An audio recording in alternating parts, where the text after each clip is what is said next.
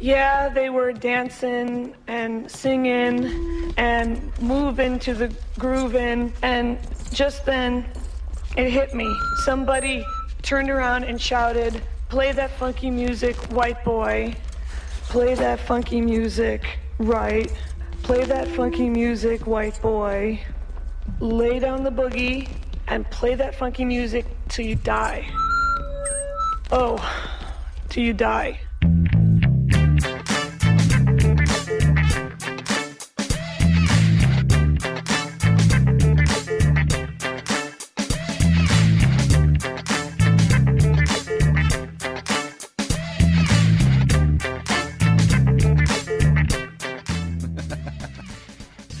As the good old radio gods used to say, HH, howdy hi, and good day to you, my friends. I am Nate Double D, and this is a brand spanking new podcast. We're calling it Pop Song Tech. We'll get into that in a minute, but I hope that you are doing well. The podcast here, this is the first time I've done a podcast in, ages. Going back many years, I spent a little bit of time doing some internet radio. And before that, I did a little bit of regular radio and college radio and loved it. And it's been so long, but, that itch is back. And it's time to dig in and launch what we're calling Pop Song Tech. It is the first and probably only show that will take a look at trends in technology through the perspective of pop music. Got it? Well, I tried to explain it to a few people and nobody else got it. So the only way that we can explain this is to just jump in and do it. And while I'd love to be able to feature a ton of pop music on this podcast, we do have some clearance issues. So we're not going to be able to really play the actual songs that we're talking about due to rights issues. But we're going to talk about the songs. We'll post some links to them on our website at popsongtech.com. I do invite you to check that out. Check us out on social media as well. We're just getting started. I appreciate anybody passing the word along to friends, family, etc. We are not featuring the key pop songs. We do have some music on the show, as you're hearing in the background here. And we're doing so through the Creative Commons licensing structure. Attribution for all music on this is available at popsongtech.com. We'll have a link to the songs used on each show right there for you. So we welcome a few audio clips here, and we're going to dig into this now. Okay. So I explained a little bit about my background. I spent some time a gazillion years ago in radio and internet broadcasting and all that fun stuff. But I've also spent a good portion of my career doing technology as a software engineer, web developer years ago, and then kind of moving out of that, but still staying very close to technology. So I'm very passionate about two things right now: music and technology. Also programming. I really love what's going on in the television industry these days. I think there's amazing content being created. We'll touch on some of that as well. The song today that we're going to feature is going to be a throwback to the 1970s. It's the song is Wild Cherries, Play That Funky Music. And why the 70s? Well, I mentioned before that I kind of like video, and I'll give a little bit of a nod to HBO's launch of a brand new show called Vinyl, which features rock and roll music from the 70s. And so I figured, let's take it all the way back and take a look at some of the Billboard hits from the 70s. And right there, lo and behold, is a classic that so many of us know. Wild Cherries, Play That Funky Music. We open the show today with some of the lyrics to that, as spoken in 1994 in a Kenwood audio commercial that was starring Kathy Griffin, the comedian. So that may have rang a bell for some of you if you go back to 1994. But yes, that was comedian Kathy Griffin opening our show today. The 70s, there were so many good things going on in the 70s. But we're going to take a look at things through the lens today of Play That Funky Music. And what technology are we going to be checking out through that lens? Well, we're going to take a look at two different slices of a similar topic. We're going to take a look at the concept of a Turing test. And through that, we're going to talk about a new technology that's emerging in China called Xiaoice. Xiaoice. So we're going to use Wild Cherries, Play That Funky Music to talk about Turing tests and Xiaoice. But let's start off talking about Play That Funky Music. The number one hit from 1976, great year. Play That Funky Music was a song written by Rob Parisi and recorded by the band Wild Cherry. The performers on the classic recording included the members of the band at the time. That included lead singer Parisi, guitarist Brian Bassett, bassist Alan Wentz, and drummer Ron Beitel. There were some session players also involved. It was released on vinyl, not to HBO again. It was released as a 7-inch vinyl record. The B-side on that record was a song called The Lady Wants Your Money. Again, 1976, the genre at the time, funk rock. And I suppose that's relevant also today because we just had the Grammys last week, and congratulations to Mr. Bruno Mars on Uptown Funk. That was the number one album. The label of the music when it was released was on Epic. Again, this was certified platinum in the United States. It sold over 2.5 million copies in the United States alone. The song is listed as number 73 on Billboard's Greatest Songs of All Time. So that's a little bit about the song that we're looking at today. And we want to talk a little bit more also about the impact of that song on culture. You know, for me, growing up in the 90s, I remember Vanilla Ice taking this song and sampling some of the tracks from it. He got into a bit of legal trouble because he never actually cleared the rights to do that. But that was, I think, 1990-ish. But this song has popped up throughout the years in a variety of fashions. I mentioned before the Kenwood audio commercial starring Kathy Griffin. There's also another commercial from 1997. I don't know if you remember this one. Welcome to the MMX Media Enhancement Technology Department at Intel, where highly trained professionals are engaged in the extremely precise process of adding fun to the Pentium processor.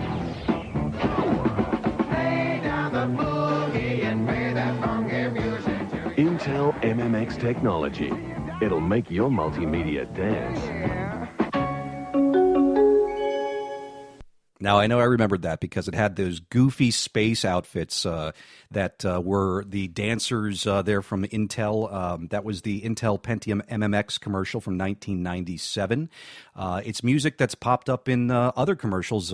Interesting in the sense that it's always kind of been aligned with a lot of other technology solutions. Here's a commercial from 1998 for Duracell batteries. Introducing the amazing power of new Duracell Ultra. Mike's towing, please hold. Oh, no. Now cell phones get up to 100 more minutes. New Duracell Ultra with a concentrated power force to give more life to your high-tech devices. Mike's towing, can I help you? Hey, could you put me back on hold? New Duracell Ultra. More power, more life. So that was a Duracell commercial from 1998. And fast forward a couple more years, this song wasn't just resurging in the 90s. 2005, this is a great American song. As I mentioned before, over 2.5 million copies in the U.S. alone sold. And, what's more American than American Pie? And what's more American Pie than, well, the movie American Pie? And here's a clip from Bandcamp from 2005.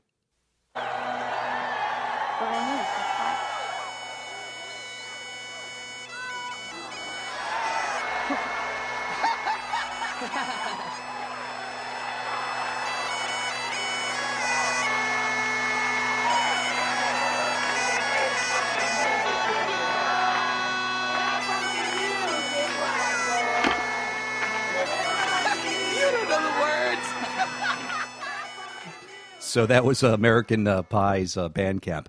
Not the biggest hit, of course. The first movie there of American Pie was huge. The second one, I believe, was straight to DVD. So what does all of this have to do with technology? We're talking about play that funky music. And, when you're saying play that funky music, who are you saying it to? Well, in the song, if we take a look at the lyrics of the song, they say play that funky music, white boy. So my assumption is that White Boy is a human person. Reasonable assumption? Sure. And the reason that I think it works out just well is because there's this concept of a Turing test. The Turing test is a test, as cited on Wikipedia here, developed by Alan Turing in 1950 of a machine's ability to exhibit intelligent behavior equivalent to or indistinguishable from that of a human. Turing proposed that a human evaluator would judge natural language conversations between a human and a machine that is designed to generate human-like responses. The evaluator would be aware that one of the two partners in the conversation is a machine, and all participants would be separated from one another. The conversation would be limited to a text-only channel, such as a computer keyboard and screen, so that the result would not be dependent on the machine's ability to render words as speech. If the evaluator cannot reliably tell the machine from the human, the machine is said to have passed the test. The test does not check the ability to give correct answers to questions, only how closely answers resemble those a human would give. So again, this goes back to 1950, and he predicted that this was going to be the case at about the turn of the century, that technology would be at the state where it could truly fool a human. That didn't exist in the 70s, so when you were saying, play that funky music, White Boy, you were probably talking to a white human. Boy. These days, we're going to check it out in a different way. We're going to have some fun today, exhibiting this idea of a Turing test by using the lyrics of Wild Cherry to talk to a couple bots. And of course, you know, one of the most famous bots out there that you can interface with is, if you have an Apple iPhone, you've heard of Siri, right? You talk to Siri, Siri talks back. There's also a project that's been around for decades now called Cleverbot. If you go to do a Google search for Cleverbot, you're going to find out some really interesting things. And there was an example of an experiment that somebody set up online. And this experiment took two Cleverbots and had them start talking to each other. So this is a situation where it's not just a human talking to a machine. This was two machines talking to each other. And I've got an audio clip of this right here. This is two Cleverbots, both machines talking to each other in the same way that you might talk with Siri.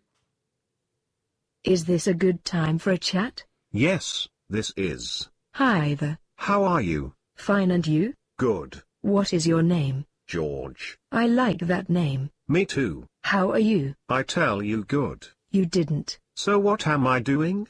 Using internet time. That sounds cool. Which should I do? Do my homework. What's your homework? Write about a poem. Write your own poem. Write me an essay. You robot. That's right. Write me a poem. No, you write me a poem. Roses are red, violets are blue. Yes. How do you know? I just do.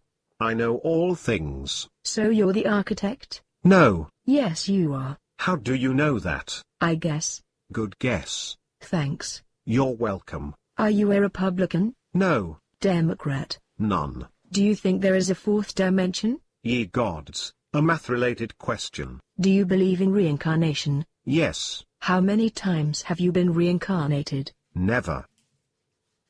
Okay, so That is a lie. So there's two Cleverbots that were set up to talk with each other. And so I'm going to have some fun with this today, because I want to see what happens when these bots that I talk with that are supposed to be able to pass this Turing test respond to the lyrics of Wild Cherry's Play That Funky Music. Today, we're going to start with Siri. And so I have not tried this before, so I have no idea what's going to happen right here. And, well, let's just play around with it and see what happens. Hi, Siri. How are you today? I'm happy to be alive. Hey, once I was a boogie singing playing in a rock and roll band. I never had no problems, yeah, burning down one-night stands, and everything around me, yeah. Hi there, Ice.